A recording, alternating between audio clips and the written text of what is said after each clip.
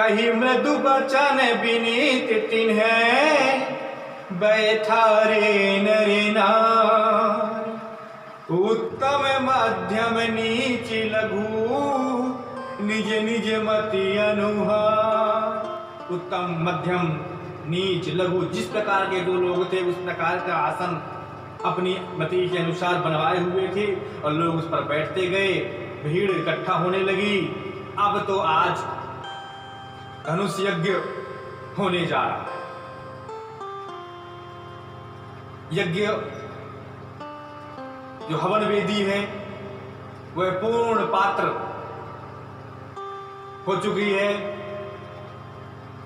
अब यह पूर्ण तभी होगी जब सीता स्वयंवर हो जाए, अर्थात धनुष का चाप जो खींच देगा, धनुष जो उठा लेगा,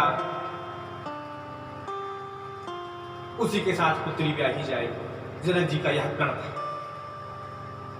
उसी समय की बात है। राजकुमार ते ही अवसर आए, मनहु मनोहर तातन छाए। गुण सागर नागर बर बीरा, सुंदर श्यामल गौर शरीरा। राज समाज विराज तिरूरे, उड़गन महु जनु जुग विधु पूरे। जिनके रही भावना जैसी, अप्रभु मूर्ति देखी तिन जैसी। लीजिए, राजकुमार आ गए, विश्वामित्र जी आ गए। उनके लिए सुंदर सा आसन लगा हुआ। विश्वामित्र जी ने आसन ग्रहण किया। जनक जी ने हाथ जोड़ करके आसन में बिठलाया। साथ ही साथ दोनों राजकुमारों का आसन भी बना था। वे दोनों राजकुमार भी आसन ग्रहण किए। इसके पश्चात जब श्री रामचंद्र जी की बात है, जिधर से श्री रामचंद्र जी जा रहे थे, आसन ग्रहण कर रहे थे, लोग एकटक निहारते रहे। जो बड़े बड़े राजा आए थे देश विदेश के, सब देखते रह गए। इतनी सुंदर राजकुमार, काश हमारे। और उनका विशेष प्रकार से आदर सत्कार, क्या बात है। क्या ये मुनि के पुत्र हैं? लगते तो नहीं किसी राजा के लगते। चलो ठीक है, जो होगा देखा जाए। विविध विविध प्रकार की बातें मन में आई। बिल्कुल ऐसे प्रतीत हुए कि जैसे ऐसा लग गया उन सभी राजाओं को कि शायद जनक जी ने पहले से ही यह विचार कर लिया कि मुझे विवाह इन्हीं के साथ करना है।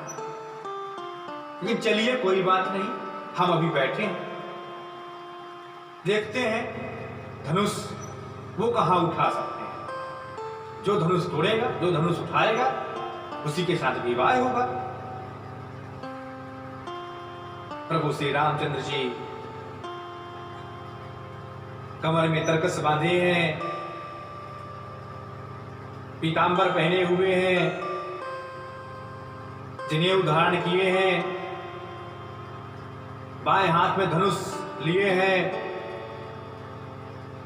शिखा से लेकर नाखून तक उनकी छवि देखते ही बनती है सुंदर।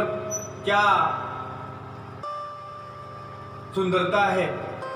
ऐसे लगता है जैसे देखते ही रहे।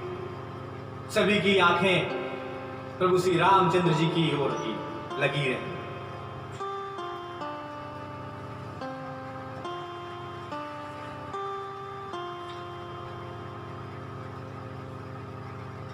जानिसु अवसर सिय तब पठई जनक बुलाई, चतुर सखी सुंदर सकल सादर चली रवाई।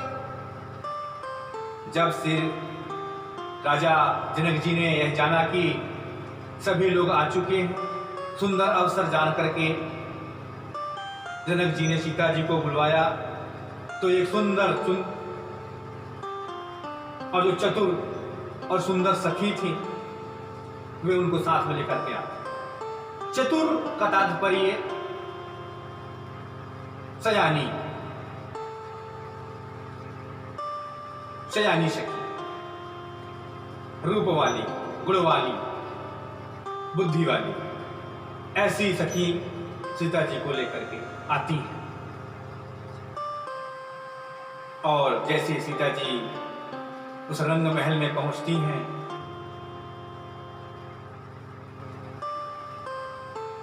मंगलचार हो रहे हैं, फूलों की वर्षा हो रही है। सिय शोभा नहीं जाई बखानी, जगदम्बिका रूप गुण खानी। उपमा सकल मोहि लघु भागी, प्राकृत नारी अंगे अनुरागी। चली संग लय सखा सयानी, गावत गीत मनोहर बानी।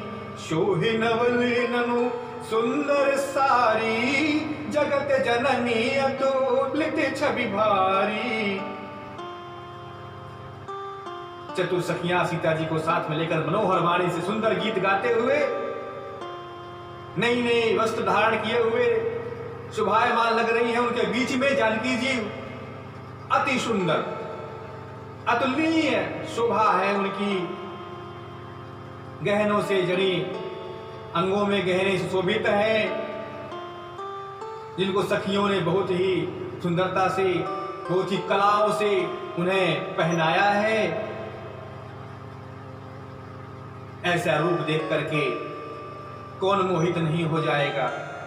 देवता भी हर्षित होकर के नगाड़े बजाने लगे, दुंदुभी बजाने लगे, अप्सराएं पुष्प बरसाने लगी और सीता जी चकित होकर के निहारने लगे। कहाँ है श्री राम जी को देखने के लिए आप तो आगे बढ़ी तो उन्हें वे अपने गुरु विश्वामित्र जी के पास में बैठे हुए दिखाई देते हैं। मन ही मन मुस्कुरा रहे हैं, मंद मंद मुस्कान। सीता जी ने प्रभु श्री राम जी को देखा और मन ही मन प्रणाम किया और जिस तरफ आसन बना हुआ था वहां सीता जी जाकर के बैठ जाते।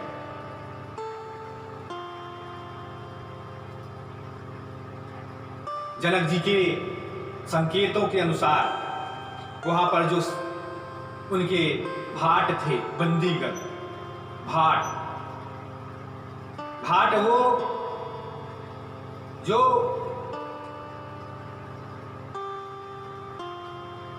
बुलहुआ देने के लिए, जो गांव में गुहार लगाते हैं, जिन्हें आज कोतवाल कहा जाने लगा। तो वे उठ खड़े हुए और उन्होंने एक श्रेष्ठ वचन कहा, दोनों भुजा उठा करके, कि राजा जनक जी ने जो प्रण लिया था वह प्रण यह था कि जो शिव जी का जो धनुष है इसको जो उठा लेगा और जो इस धनुष में चाप चढ़ाएगा उसी के साथ में अपनी पुत्री का विवाह करूंगा। वहां पर रावण और बाणासुर भी उपस्थित थे। वे जानते थे कि यह शिव जी का धनुष है, इसे हम उठा नहीं सकते। रावण और बाणासुर ने वहीं से, जहां पर वे बैठे थे, वहीं से खड़े होकर के शिव जी के धनुष को प्रणाम किया और अपने आसन पे बैठे। कई सारे राजा अपनी क्षमता दिखाने के लिए, कोई अहंकारी, कोई बलशाली, कोई असुर, अपने आप को जो धुरंधर समझते रहे, वे सब आए और एक एक करके धनुष को उठाने के लिए आते गए और धनुष को डिगा नहीं सके, हिला तक नहीं सके।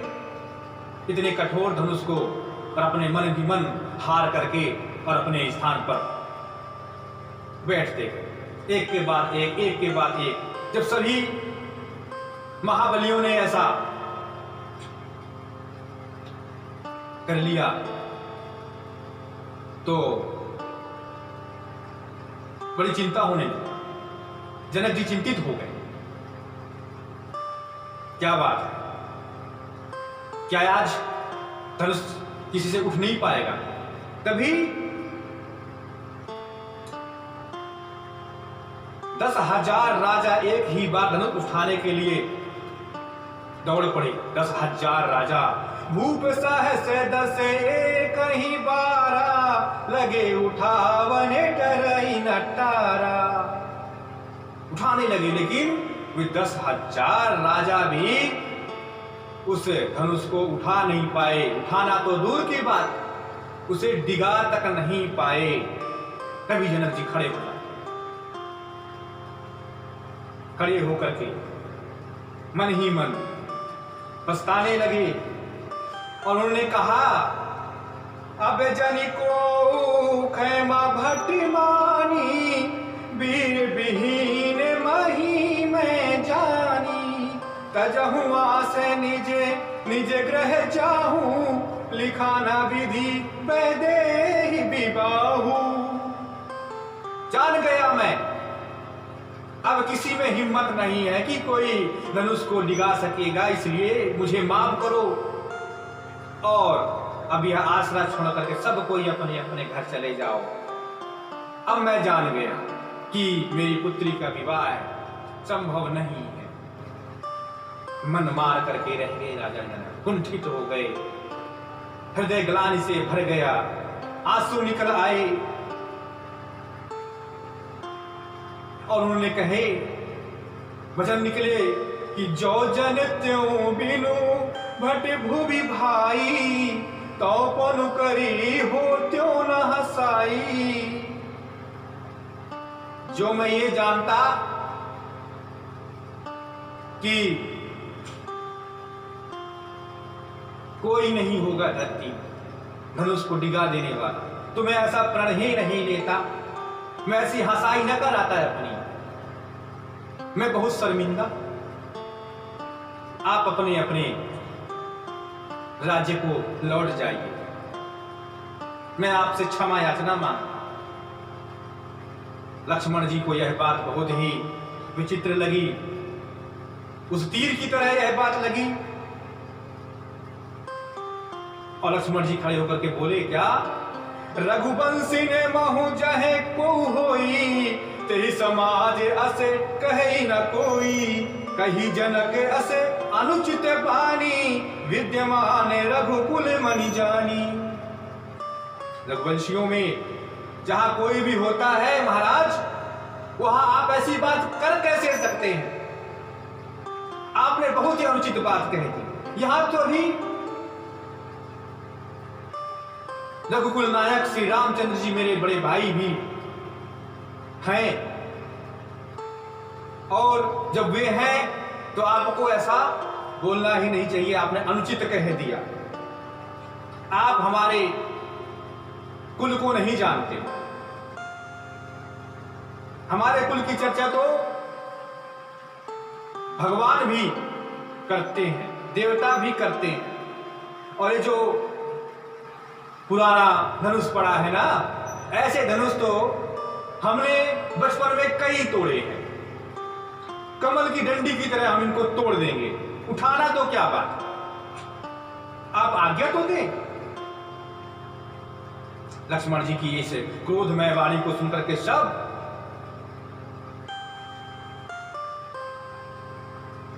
चारों तरफ सन्नाटा छा गया। सारे राजा का दिल दहल उठा। लोगों ने कहा कि अरे आप क्या जानो, आप तो बालक हो, ये साधारण धनुष नहीं है। लक्ष्मण जी ने कहा कि अरे इस धनुष को तो मैं ही तोड़ सकता हूं, विश्वास नहीं हो तो तोड़ के दिखाऊं।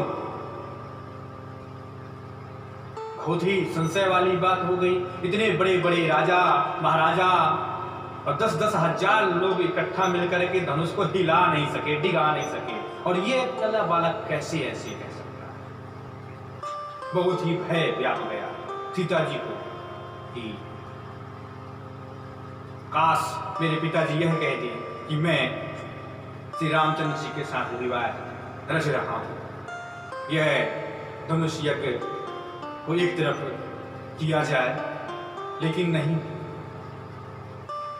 श्री रामचंद्र जी मुस्कुरा रहे हैं। जैसे ही शुभ समय आया, विश्वामित्र जी ने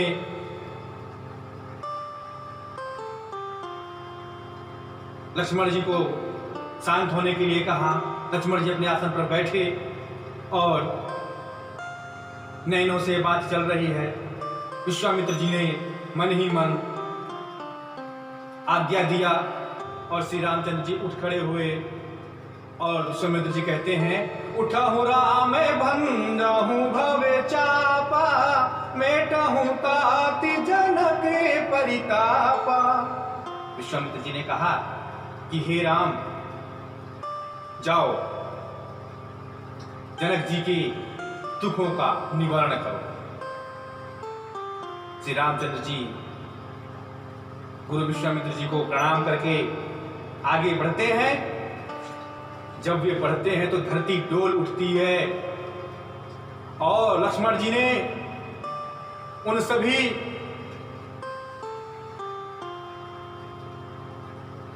दिग्गजों, कच्छप, शेषनाग, वाराह, इन सभी को नमस्कार किया कि हे देवताओं, अब तुम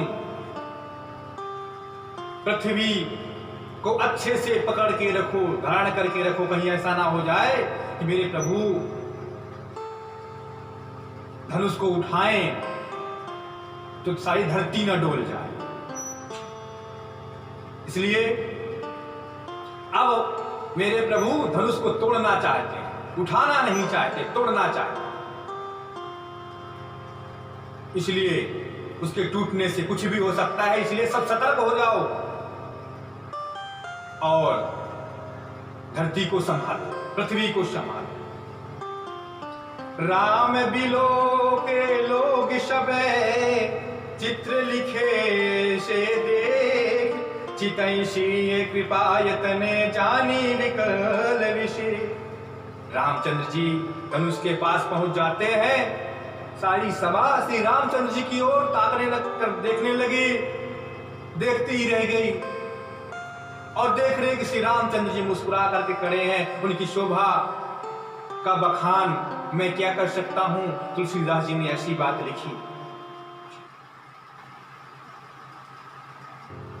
और लेते चढ़ावत खैवत गाढ़े, काहू न लखा देखु सब उठाड़े, तेहि क्षण मध्य राम धनु तोरा, भरे भुवन धुनि घोर कटोरा।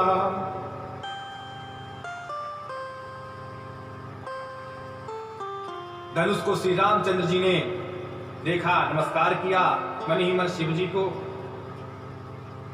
और यहीं तक लोगों ने देखा किस क्षण में प्रभु श्री रामचंद्र जी ने धनुष लिया, उठाया, उसकी चाप चढ़ाया और उसको कब तोड़ दिया, ये लोग देख ही नहीं पाए। एक क्षण में ही ऐसा, एक क्षण के भी 100वें हिस्से में ऐसा कार्य हो गया। नजर पलटते ही, पलक झपकते ही जब उन्होंने देखा तो धनुष टूटा। धनुष तो प्रभु के हाथ में।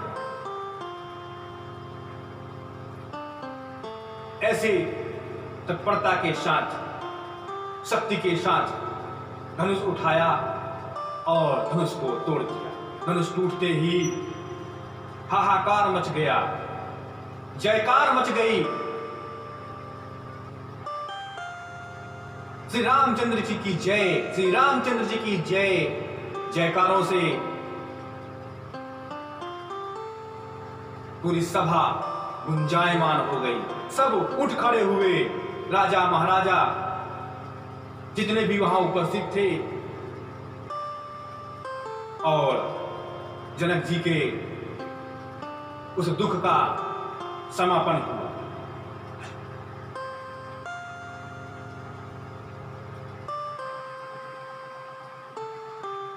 सभी श्री रामचंद्र जी को आशीर्वाद देने लगे। जो वहां पर उपस्थित ऋषि मुनि ब्राह्मण थे सभी, और वहां के जो भाट थे, मागध थे, सब कीर्ति बखानने लगे। नृत्य होने लगा, गायन होने लगे। घोड़ा, हाथी, मणि, धन, वस्त्र सब निछावर करने लगे। श्री रामचंद्र जी का निछावर हो रहा है। और शतानंद आश्रम के जो प्रमुख गुरु, कुल गुरु जनक जी के, शतानंद जी ने भी उनको आशीर्वाद दिया, आज्ञा दी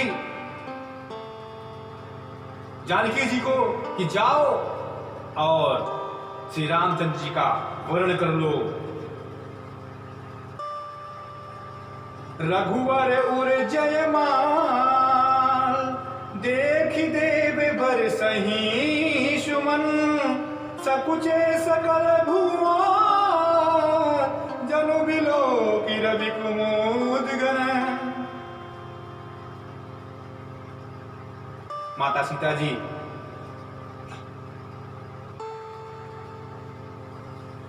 जयमाला लिए हुए प्रस्तुत होती हैं। श्री रामचंद्र जी को जयमाला पहनाया। श्री रामचंद्र जी ने सीता जी को जयमाला पहनाया।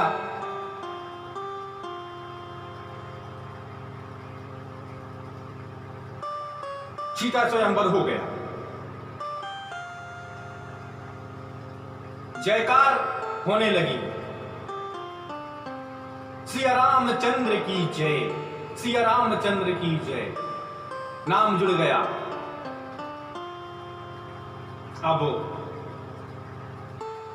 जो चतुर सखी थी, सयानी थी, माता जी को कहा कि आप चरण स्पर्श करो। लेकिन सीता माता चरण स्पर्श नहीं कर रही है। उन्हें भय है कि जब उस पत्थर में ये सुंदर नारी बन सकती है तो कहीं ऐसा ना हो कि इनके चरण को छूऊं तो कहीं मैं पत्थर बन जाऊं, कहीं कुछ और न बन जाऊं। नहीं नहीं नहीं, मुझे तो ऐसे ही रहना है। जैसे ही मन में ऐसा सीता जी ने सोचा, श्री रामचंद्र जी मुस्कुराए।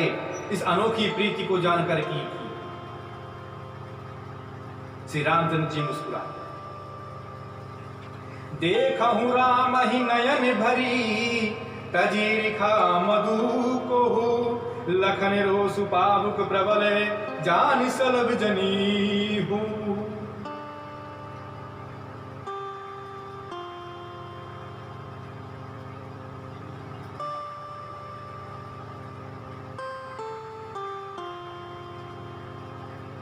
सारे राजा मन में सोचने लगे कि इनसे बैर करना, घमंड करना, क्रोध करना अच्छी बात नहीं। इनको, इनकी छवि को निहार लो और चलो अपने अपने घर की ओर चलो।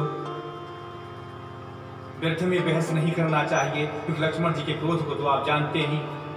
लेकिन कुछ राजाओं ने कहा कि नहीं, ऐसे विवाह नहीं हो सकता। क्या धनुष तोड़ने से विवाह हो जाएगा? उसे हमसे युद्ध करना पड़ेगा, और जो इस युद्ध में जीतेगा उसके साथ सीता का विवाह होना चाहिए। हम श्री राम को हरा देंगे। रुको, अभी विवाह नहीं हो सकता। राजाओं ने हुंकार भर दी तो वहां की जो नारियां थी, स्त्रियां थी, उनको गालियां देने लगी, विविध प्रकार की गालियां देने लगी। कि तुम्हारे ताकत को, तुम्हारे जो योद्धा अपने आप को कहते हो, इतने बड़े बड़े राजाओं, तुम कायर हो। तुमसे तो वह शिवधनु डिगाए नहीं डिगा। ऐसी कायरता मत दिखाओ। विचित्र प्रकार की गालियां देने लगी। अतिश बोले बचन कठोरा, कहूं जन जन के धनुष कह तोरा। बेगी दिखाऊं मूढ़ नता छाजू, उलटाऊं मही जहे लगी तब राजू।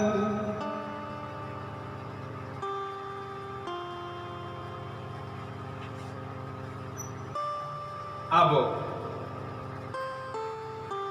यह प्रसंग है परशुराम जी के आगमन का।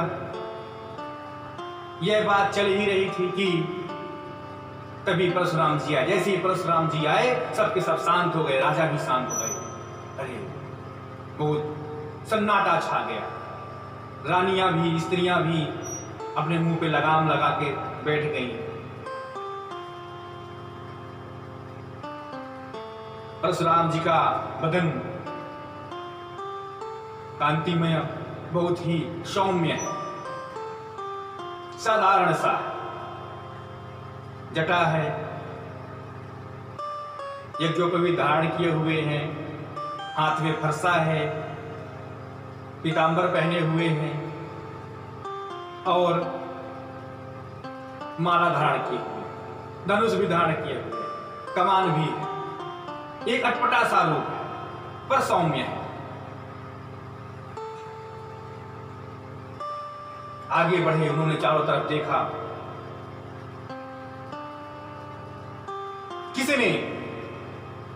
किसने धनुष को तोड़ा?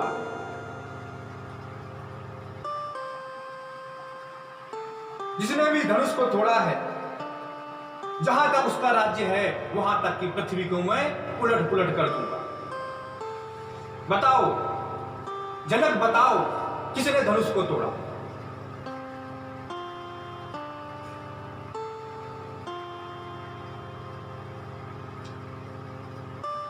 परशुराम जी क्रोधित है। लक्ष्मण जी बोलते, हे नाथ, कोई आपके दास ने ही इस धनुष को तोड़ा होगा। आप इतना क्रोध क्यों करते हैं?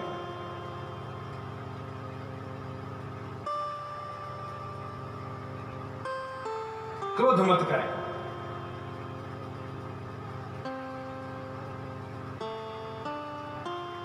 तो क्रोध में परशुराम जी क्या कहते हैं? रे नट बालक काल बसे, रे नट बालक काल बसे, बोलत तो ही न संहार। धनो ही समुद्र पुरार, धनो विदित सकल संसार। रे बालक, संभल कर बोल। यह शिव जी का धनुष था, मेरे गुरु का धनुष था, ये सामान्य धनुष नहीं था। तब लखन लाल जी हंस करके बोलते हैं कि हमरे जाने कि सब धनुष एक समान हो, हम क्या जाने, हम तो बालक हैं। ये पुराना सा धनुष था, छूते ही टूट गया, तो हम क्या करें? इस प्रकार से बालकों वाली बात कही। हंस करके लखन बोलते हैं मीठी वाणी से कि हे मुनि, बार बार ये फरसे को आगे मत कीजिए, हमें डर लगता है, डर लगता है। लेकिन यदि युद्ध की बात ही आएगी तो फिर हम आपसे डरते नहीं हैं। इस प्रकार से कभी प्रेम भरी बातें तो कभी क्रोध जगाने वाली बातों को लखन लाल जी कहते जा रहे हैं। एक तरफ से घी लगाते हैं तो एक तरफ से नमक डाल, उस जले हुए पर नमक है। परशुराम जी क्रोधित, क्या कहते हैं? कौशिक सुनहु मंद यह बालकु, कुटिल कालवश निज कुल घालकु। काल कबल हुई है छनमाही, कहूं पुकारी खोरी मोहिनाई। हे मुनि, इस बालक को समझा लो, इस मंद बालक को। मैं बालक समझ करके इस पर प्रहार नहीं कर रहा हूं। समय में अभी समय है, आप इसको समझा लो, इसको हटक लो, या मेरे सामने न आवे। मेरे प्रताप को नहीं जानता ये, मेरे क्रोध को नहीं जानता ये, और इसलिए मैं तो जनक जी से बात कर रहा हूं। ये बीच में क्यों पड़े? परशुराम जी और लक्ष्मण जी का यह संवाद चल ही रहा था। तभी श्री राम जी लक्ष्मण जी को आंखों के सहारे से टपटते हुए बोलते हैं कि बैठ जाओ। और श्री राम जी मुस्कुराते हुए बहुत प्रेम से बोलते हैं कि हे मुनिराज, आप जो हर्षा दिखा रहे हैं ना, तो बात यह है कि हम क्षत्रिय, यदि कोई शस्त्र लेकर के बात करता है तो क्रोध आता है, और इसलिए वह ऐसी बातें कर रहा है क्षत्रिय पुत्र होने की नाते। इसलिए आप ब्राह्मण हैं, आप समझ करके आप खुद बचिए, क्यों रार बढ़ाना चाहते हैं। इसलिए माफ कीजिए, उसकी तरफ से मैं माफी मांगता हूं। हसत देखी नक शिखर से व्यापी, राम तोर भ्राता बड़ पापी। परशुराम बोलते हैं कि हे राम, तुम्हारा ये भाई बहुत ही बड़ा पापी है। शरीर तो इतना गोरा है, लेकिन मन बहुत ही काला है। यह कालकूट, ये इसके मुख में विष ही विष भरा हुआ है। ये दूध मुहा नहीं है, ये स्वभाव से बहुत टेढ़ा है। इसलिए इसको समझा करके रखो। नगर के सब नर नारी थर-थर कांपने लगे।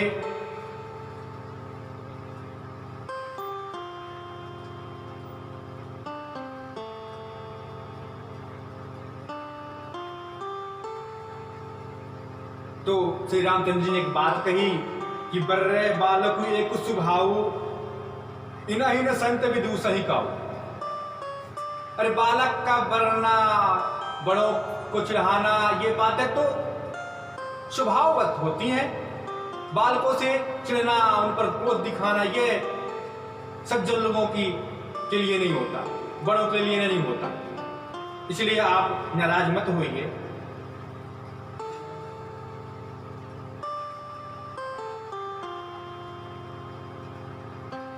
और मैं हूं आपका शत्रु, क्योंकि मैंने शिव जी के धनुष को तोड़ा। पुराना धनुष था, टूट गया। मैं हूं शिवद्रोही।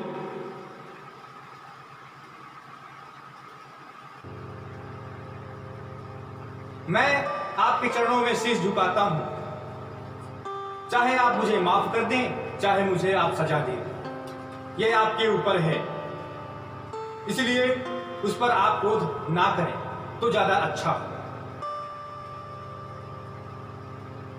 और एक बात बताऊं कि जो तुम आओ त्यों मुनि की नाई, पद रज सिर शिशु धरत गोसाई। क्षमा हूं चूक अन जानत केरी, चाहे अभी प्रेउरे कृपा घनेरी।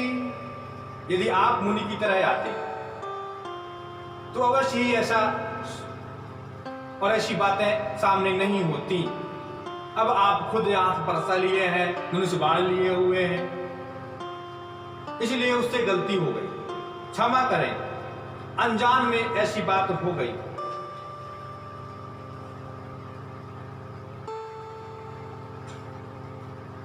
मुनि ने कहा, परशुराम जी ने कहा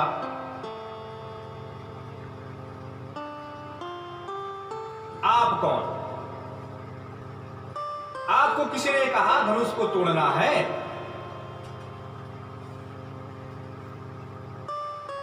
और आप में इतना बल कहां से आया? मेरी परीक्षा तुम्हें देनी होगी, और परीक्षा यह है कि राम रमापति कर धनु ले हूं, कह चाहूं मिटे मोर संदेहूं, देत चाप आप ही चली गयऊं, परशुराम मन विषमय भयऊं। विस्मित हो गए परशुराम। परशुराम जी ने कहा कि यह जो धनुष है, यह बाण है, मैं दे रहा हूं। इस धनुष से बाण यदि आप चला दोगे तो मैं आपको समझ जाऊं। परशुराम जी के धनुष को श्री रामचंद्र जी ने पकड़ा, बाण को पकड़ा, और बाण जैसे उसमें लगाया, यूं ही बाण अपने आप चल पड़ा। परशुराम जी ने कहा कि जाना राम प्रभाऊ, अब मैं हे राम आपका प्रभाव जान लिया। पुलक प्रफुल्लित गात, जोरी पानी बोले बचन हृदय न प्रेम समान। मैं बहुत ही प्रसन्न हूं हे राम, मैं प्रसन्न हूं। समझ गया मैं, जान गया मैं आपको। जय हो आपकी, जय हो। और जयकार करते हुए परशुराम जी वहां से अपने क्रोध को शांत करके और जंगल की ओर, अपने आश्रम की ओर रवाना हो जाते। देवन दीने दुंदुभी, प्रभु पर बरसहि फूल, हर से सुर नर नारी सब मिटी मोह में शूल। देवताओं ने दुंदुभी बजाई, फूल की बारिश होने लगी। सभी नर नारी जो वहां उपस्थित थे, सभी के मन का शोक और शंका समाप्त हो गया। पुनः जो है तो नृत्य होने लगे, मंगलाचार होने लगा। जनकपुर वासियों में आनंद ही आनंद छा गया। जो योद्धा आए थे, राजा आए थे, वे भी अपने अपने राज्य की ओर जाने लगे। और इस प्रकार से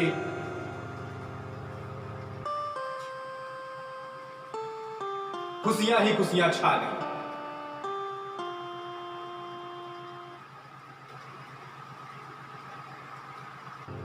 सदानंद जी ने जनक जी को एक बात कही कि आप एक पत्र लिखिए और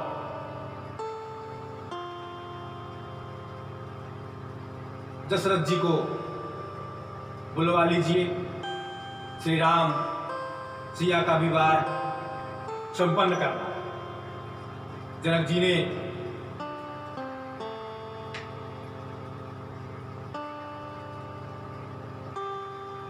एक दूत को पत्र दिया और दूत को अयोध्या भेजा कि जाओ दशरथ जी को लेवा लाओ। वह दूत अयोध्या पहुंचा। दशरथ जी के राज्य में दरबार लगा हुआ था। दूत उपस्थित होता है, प्रस्तुत होता है, अपनी पाती गद्दी तक पहुंचाता है। दशरथ जी ने उस पत्रिका को पढ़ी, उस पत्र को पढ़ा।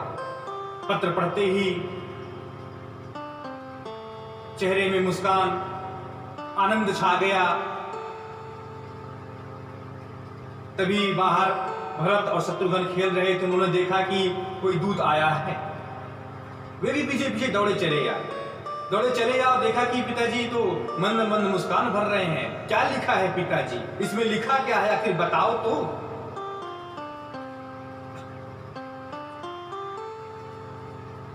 पिताजी वहां से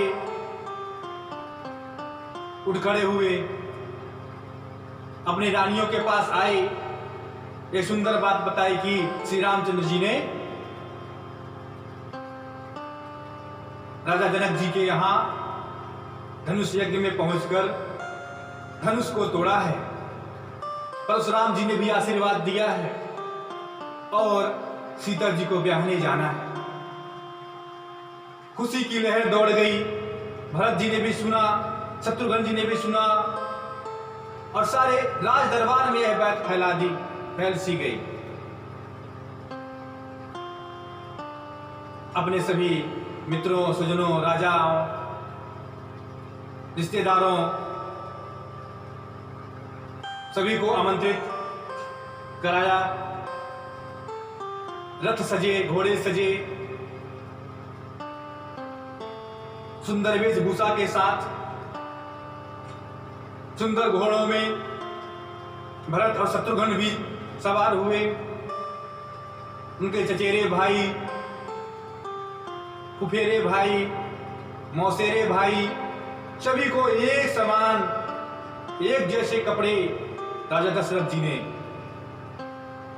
मंगवाई और सबको पहनवाया। सब के सब तैयार हुए। बारात सजने लगी, बारात की तैयारी होने लगी।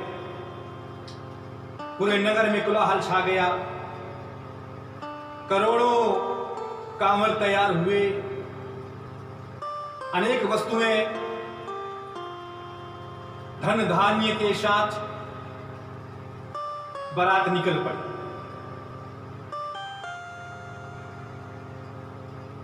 वशिष्ठ जी साथ में थे। बारात जा रही है। नाच गाने के साथ धूल आसमान में छा जाती है जहां से वह बारात निकलती है। दाहिने कागे सुखे ते सुहावा, नकलो दसु सबका हुन पावा। बहुत ही अच्छी बात होती है यदि कोई अच्छा कार्य हो रहा हो और यदि किसी खेत में कौवा हमारे दाएं भाग पर हो तो सुंदर है, शुभ है। और यदि नेवला हमारा रास्ता काट दे तो भी शुभ है। ये दोनों शुभ क्रियाएं उनके बारात के सामने हुई। दाहिने खेत पर कौवे आवाज कर रहे थे और सामने से नेवला भी अपना दर्शन लेकर के चला गया। बहुत ही शुभ घड़ी थी। प्रसन्नित मुद्रा में सबके सब राजा आगे बढ़े। दशरथ जी मंत्रमुग्ध थे। श्री राम जी की बारात जा रही है यह सुनकर के नगरवासी भी बारात में हो चले, बाराती बनकर चल पड़े। और मित्र तो मित्र, दुश्मन भी यह देखने के लिए चल पड़े कि देखा जाए कैसा क्या है और वहां हम कुछ बिगाड़ अवश्य करेंगे। इसलिए उनका बीच में वो भी आकर के शामिल हो गए और राम जी की बारात में चल पड़े। आवत जानी बारात बरे, सुनी गहे गहे निशान, सजी गजरथ पद चर तुरगे, लेन चले अगेवान। नगाड़ों का शब्द धुन कोलाहल सुन करके, बारात का आगमन जान करके जनक जी ने बारातियों को लेने चले सुंदर घोड़ों के साथ, असवारों के साथ और उन्हें जनवास दिखाया। सभी जनवास में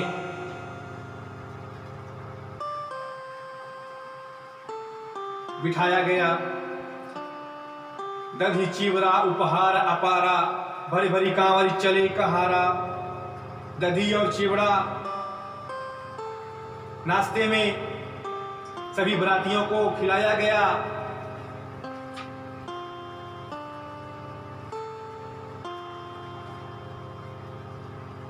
जब श्री रामचंद्र जी ने ये जाना कि हमारे पिताजी बारात लेकर आ गए, उन्होंने विश्वामित्र जी से कहे कि चलिए पिताजी के दर्शन। विश्वामित्र जी भी दोनों भाइयों को लेकर के जनवास की तरफ आए और विश्वामित्र जी को राजा दशरथ जी ने प्रणाम किया। भरत जी ने, शत्रुघ्न जी ने श्री रामचंद्र जी को प्रणाम किया। श्री रामचंद्र जी ने पिताजी को प्रणाम किया, वशिष्ठ जी को प्रणाम किया, और जो भी वहां से आए हुए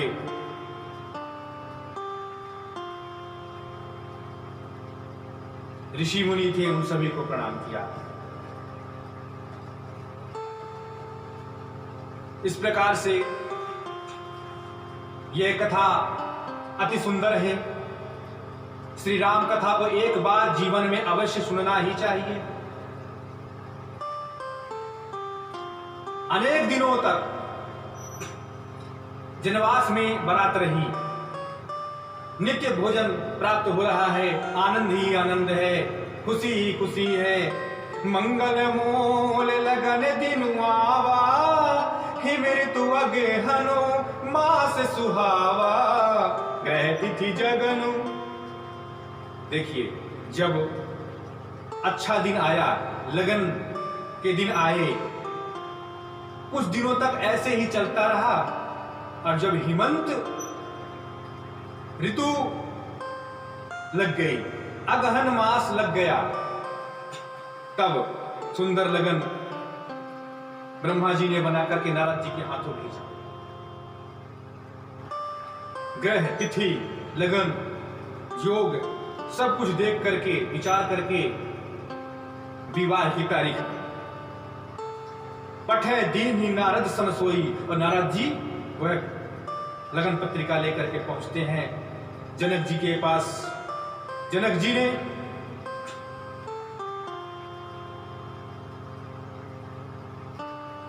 उस लगन पत्रिका के माध्यम से, उसके हिसाब से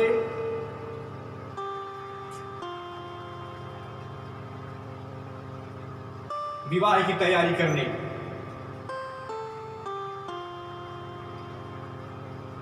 जनक जी ने अपने कुलगुरु सतानंद जी को बुलाया। सतानंद जी ने मंत्रियों को बुलाया और एक से एक बात आगे बढ़ाई और तैयारियां होने लगी, विवाह की तैयारियां होने लगी।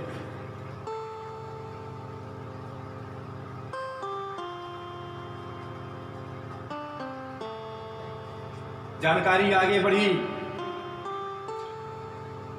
मिले जनक दशरथ अति प्रीति। यहां पर हम बात कर रहे हैं कि जनक जी में जो गुण स्वभाव था और दशरथ जी में जो गुण स्वभाव था, कोई ये अंतर ही नहीं कर सकता कि जनक जी कौन और दशरथ जी कौन। एक ही प्रकार का स्वभाव, एक ही प्रकार का गुण, आनंद आ गया। मिले जनक दशरथ अति प्रीति, करी वैदिक लौकिक सब रीति। वेदों के अनुसार, लोक रीति के अनुसार दोनों का मिलन हुआ। मिलत महादो राज विराजे, उपमा खोज खोज कवि लाजे। जो वहां कवि उपस्थित थे वो किसकी उपमा थे? उपमा ही नहीं दे सकते थे उस सुंदर दृश्य का।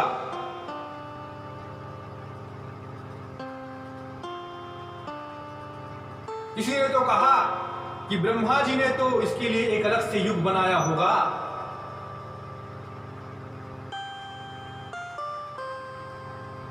ब्रह्मा जी ने सोचा होगा कि इन दोनों में क्या क्या गुण, क्या क्या संस्कार भरा जाए, और दोनों में बराबर के संस्कार भरे हैं। तभी तो तुलसीदास जी ने एक बात कही, क्या? शकल भांति सम साजु समाजू, शम समधि देखे हम आजू। आज हमने बराबर के समधी पहली बार देखा। दोनों में एक विशेष प्रकार का वैदिक लौकिक संस्कार भरा हुआ है। आनंद ही आनंद है। और जनक जी ने तो पूजे भूपति सकल बराती, समधि समसादर सब भांति। क्या संस्कार है। दशरथ जी बस का जो स्वागत करें तो करें। दशरथ जी के जैसे ही जितने भी राजा उनके साथ आए थे, वो उन सभी को समधी के समान आदर पूर्वक उनका स्वागत सत्कार किया। उसी प्रकार के आसन प्रदान किए, उचित आसन दिए सभी लोगों को। और वहां पर जो कपट रूप से कुछ विप्र आए थे, जो विप्रों का वेश बना करके जो कपटी आए थे, उन्हें भी समधी के जैसे स्वागत सत्कार मिला। तो वे भी अपना कपट भूल करके श्री रामचंद्र जी का भला चाहने लगे। आनंद ही आनंद है, बधाइयां हो रही हैं, मंगलाचार हो रहे हैं, चारों तरफ मंगल गान हो रहा है, बैंड बाजे बज रहे हैं, दुंदुभी बज रही हैं, सहनाइयां बज रही हैं, आनंद ही आनंद। जिस प्रकार से शिव जी की बारात में माता पार्वती जी को ब्याहने के लिए जब राजा हिमवान और मैना रानी खड़ी थी, हिमवान के बाएं भाग में, उसी प्रकार से जनक जी के बाएं भाग में यहां सुनैना माता खड़ी हुई है। आनंद ही आनंद। बरु बिलो की दम पति अनुरागे, पाय पुनीते पखारन लागे।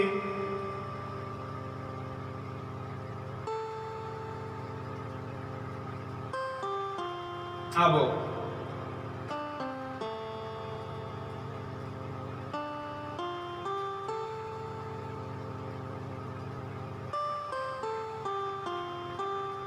विवाह होने लगा।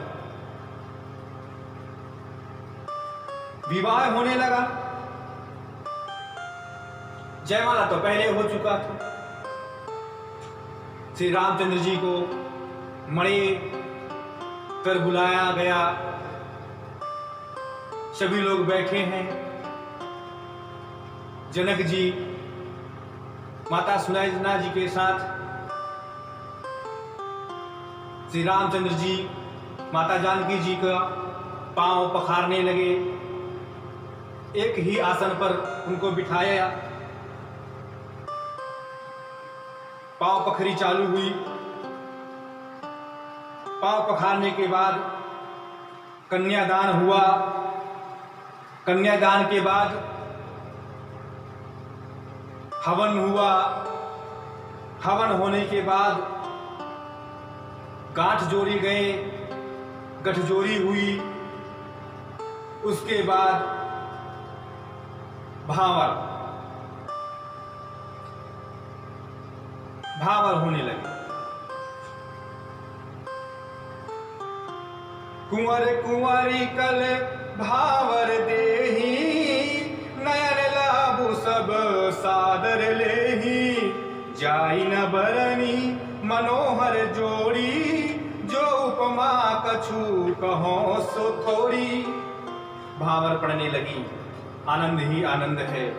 जब भावर पड़ने लगी, लोग देखकर चकित थे, आश्चर्यचकित थे। वाह, कितना सुंदर अनुपम माधुरी जोड़ी है। उनके जो आभूषण थे वे चमक चमक कर रह जाते थे। तो प्रभु श्री रामचंद्र जी का शरीर था, क्या कांति मान देह है, क्या सुंदरता है, क्या अनुपम माधुरी जोड़ी है। सब रूप का रसपान कर रहे हैं। श्री रामचंद्र जी सीता जी के साथ भावर ले रही हैं। क्या आनंद है। इसके पश्चात श्री रामचंद्र जी ने सीता जी के मांग में सिंदूर भरा। सिंदूर भरने के पश्चात वशिष्ठ जी ने एक आसन दिया। उस एक आसन पर अब वर वधू दोनों को बिठाने का आदेश हुआ। वर वधू एक आसन पर बैठे, अर्थात अब पति पत्नी हुए। इसका तात्पर्य यह है। विवाह संपन्न।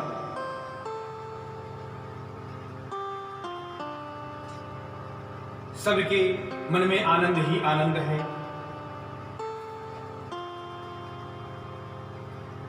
बैठे बरासन राम जानकी, मुदित मन दशरथ भये।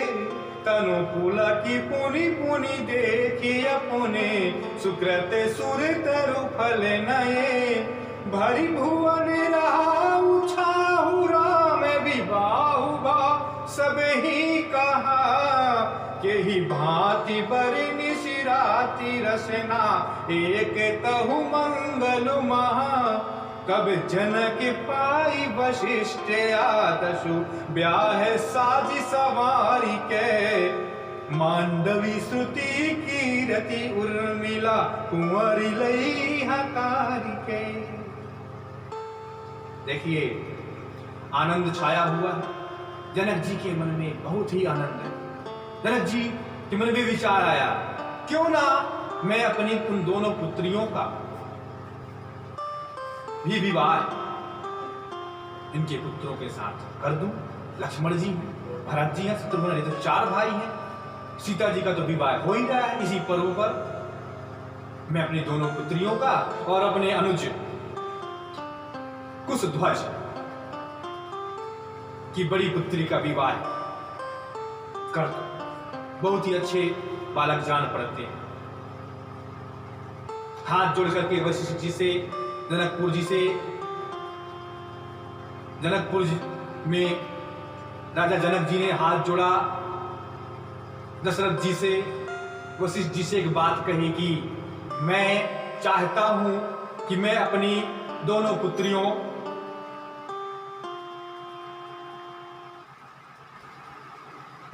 उर्मिला और श्रुतकीर्ति का विवाह आपके पुत्र के साथ करना चाहता। और मेरे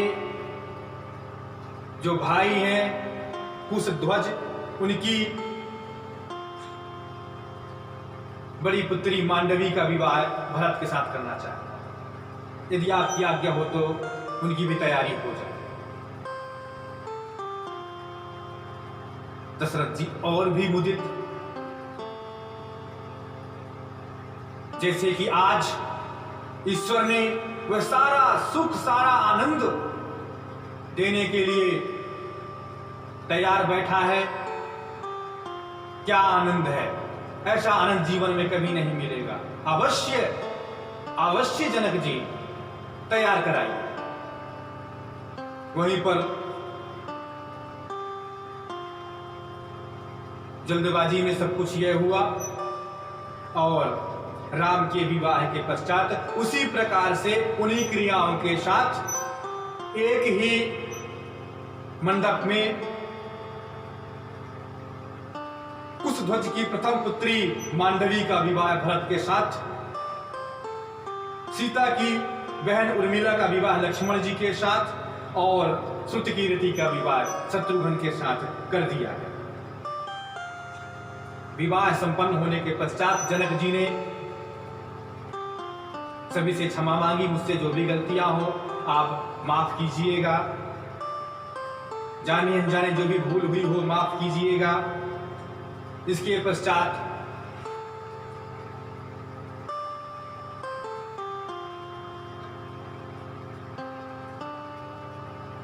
सभी दूल्हों को, चारों राजकुमारों को और उचित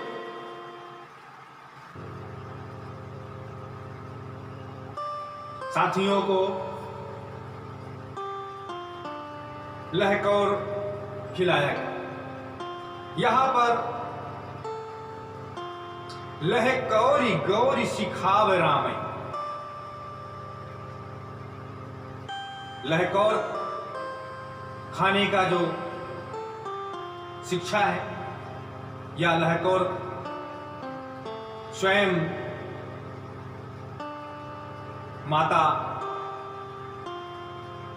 गौरी खिला रही हैं श्री रामचंद्र जी को, और सीता जी को माता सरस्वती जी लहकौर खाना सिखा रहे हैं। इसके बाद भरत, शत्रुघ्न, श्री लक्ष्मण जी सबका लहकौर हुआ। लहकौर खाने के पश्चात सभी को ज्यवनार कराया गया।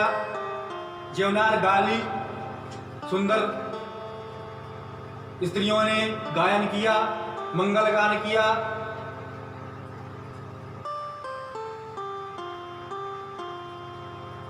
अब ज्यवनार हो गया, बारात की विदाई का समय हो गया। घरों में कलेवा बनने लगे। बाराती जनवास चले गए। जब कलेवा बन गया तो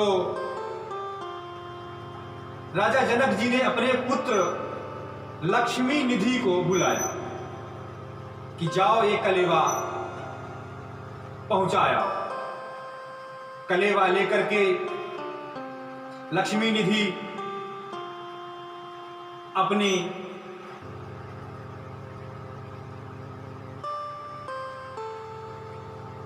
साथ कुछ राजाओं को लेकर के, कुलगुरु सदानंद जी को लेकर के जनक के द्वारा जहां जनवास दिया गया था, जनवास पहुंचते हैं और कलेवा अर्पित करते हैं। इसके बाद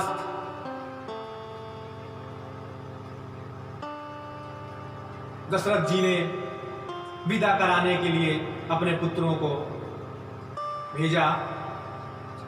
चारों राजकुमार, ऋषि, गुरु, कुलगुरु और आवश्यक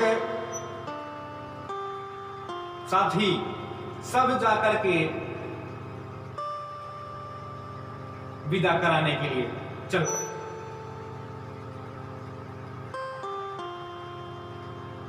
यहां पर वर्णन आया है, वामदेव अरु देव ऋषि वाल्मीकि जाबाल आए मुनिवर निकर तबे कौशिकादि तपशाल।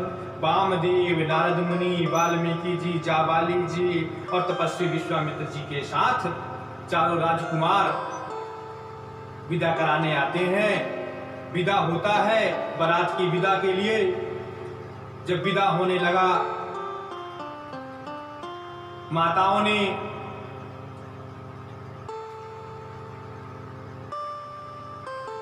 अपनी पुत्रियों को एक अच्छी शिक्षा दी। आंखों में आंसू भर आए।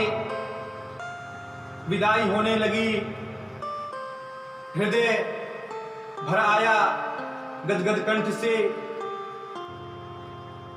कि आज हमारे घर की बेटियां जा रही हैं। एक रुआसापन था और इस प्रकार से सुंदर बारात की विदा हुई।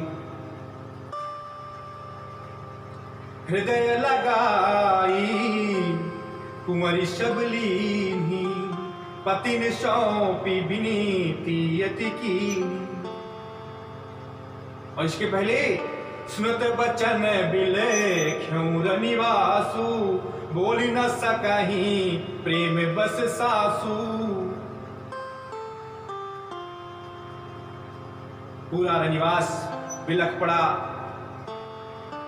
कुछ बोल नहीं पा रही थी। क्या कहा जाए, क्या ना कहा जाए। अपने हृदय से बेटियों को लगाया और इसके बाद राजकुमारों को सौंप दिया।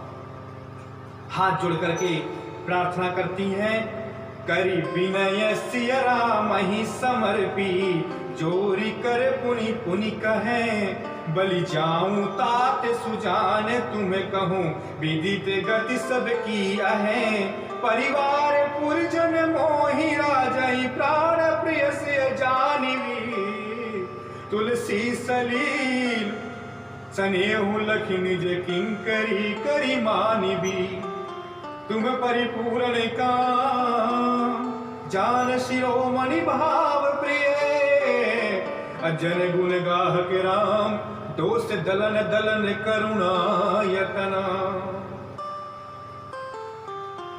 इस प्रकार से बारात की विदा हुई। सभी लोग बाराती वहां से चल पड़े। कुछ दिनों के पश्चात अयोध्या पहुंचे। अयोध्या पहुंचते ही ढोल नगाड़े के साथ, बाजे गाजे के साथ, आनंद के साथ मंगलाचार होने लगे। वहां की माताओं ने तैयारी करके परिछन किया। परिछन करने के बाद वर वधू की पूजा संपन्न हुई और वर वधू की पूजा संपन्न हुई। कितनी आनंद की बात है कि वर वधू की पूजा में वर वधू के चरण धोए गए। चरण धोने के बाद उनको अंदर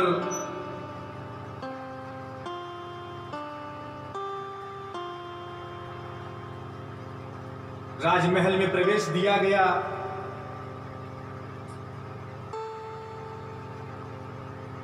इसके पश्चात यह विवाह संपन्न हुआ। जो बाराती थे सब अपने अपने धाम को जाने लगे।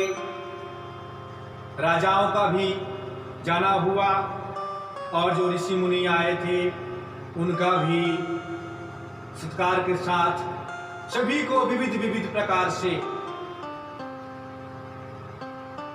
धन संपदा देते हुए खुशी खुशी दशरथ जी ने सबको विदा किया।